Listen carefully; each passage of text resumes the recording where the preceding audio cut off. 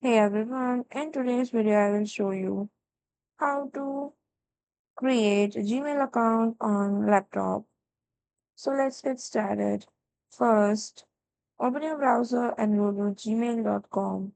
Now click on create account and select for my personal use. Now here you have to enter your first and last name. For example, Wilson, I'm entering my name and then click on next. Now, here you have to add your date of birth and gender. So after entering all of this, click on the next button. Now, you have to choose your Gmail username or Gmail ID, or you can also create your own Gmail address by click on this. Now, after selecting this, click on the next button. Here you have to enter a strong password with special character or numbers and letters, and then click on next.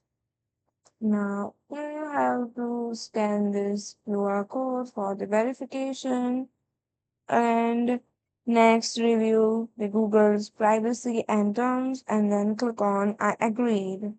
And that's it, your new Gmail account is ready to use. So that's all for today. Thank you for watching.